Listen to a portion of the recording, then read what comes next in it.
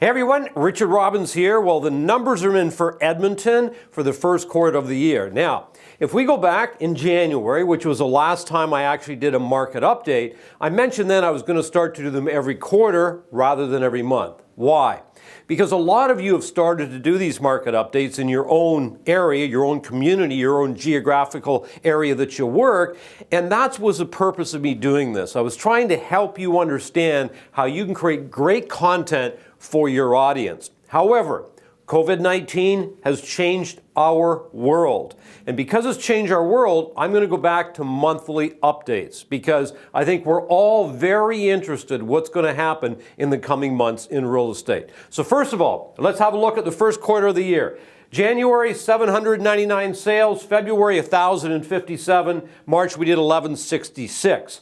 What about inventory? 6,252 active listings at the end of the month. That gave us 7.8 months of inventory. Balanced market, 4 to 6. Now, January is always a little bit higher. What started to happen? Started to go down as it always does in the spring. It had 6,850 listings, 6.5 months of inventory. And of course, you can see here went down to 6.2. Sales up, listings up a little bit, but this number still came down. Average price, $351 January, $351 February, and $344. What started to happen? That was the average price at the end of the month. We know what happened with COVID-19, started to change the market. If we go back and if we look at March, the sales of the first couple of weeks were fine. They were very good. We were leading into a very good spring. But then what happened the last couple of weeks when COVID-19 became such a huge impact, right? All of a sudden buyers, sellers started to slow down a little bit and the sales started to drop off. So here's January year over year. You can see 2019, 2020, exactly the same. And you can see year over year at the end of the month, prices were up a little bit. Okay, here you can see we were up 986, went up to 1,057. We're up 7.2% in February, which is a nice number. Average price roughly the same. Look at here. Here's where it changed. Remember, we did 1,223 in March and went down. Now again, if the last 2 weeks of March had been a little stronger, this number probably would have been up. And then, of course, we can see what happened here. 357 went to 344. Why? Months of inventory was starting to rise. But if we look at the quarter overall, you can see we did 3,008 sales in 2019 and 3,022 sales, which was up by 0.5%, not very much. So a lot of people saying, well, Rich, what do you predict? Well, here's the deal. There are people in this marketplace, even with what's going on with COVID-19, that are going to have to buy and are going to have to sell. There's a reason that you've been deemed an essential service because some people have to buy, some people have to sell. Some people sold, they need to find a place to go, right? Some people bought, they need to find a place to go.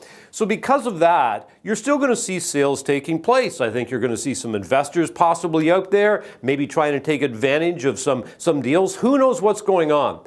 But don't think your market is totally going to shut down. Is it going to slow down a lot? No question it's going to start to slow down. But there's still going to be sales taking place. So here's my recommendation. What I'm going to say is what I would suggest is every week, if not more, but every week, have a look at your numbers. See how many sales took place in Edmonton or your geographical area, whatever the case is, and start following the market. Watch the inventory. How many homes are coming on? And the reason you should do this is because, as I've been recommending, if you've been following me, I'm saying what a great time to be reaching out to people and just ask how they're doing. Not mention real estate. However, a lot of those people are going to bring up real estate, or people are going to call you and want to know what's going on in the marketplace. Well, you need to know what's going on in the marketplace. So I would say be studying your market on a regular basis, watch what's going on, and remember there are still sales that are going to be taking place. So if you're in the game, there are still opportunities out there. How else can we help?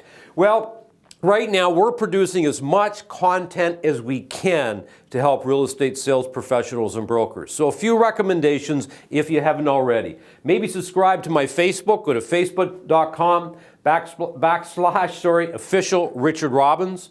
Also Instagram, you'll find me at Richard L. Robbins.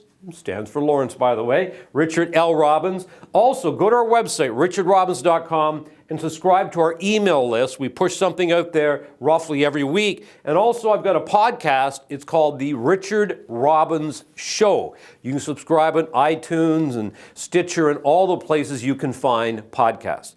Anyway, I wish you all well. At the end of the day, no matter what is going on, remember, everybody, it's a beautiful life. Make it count.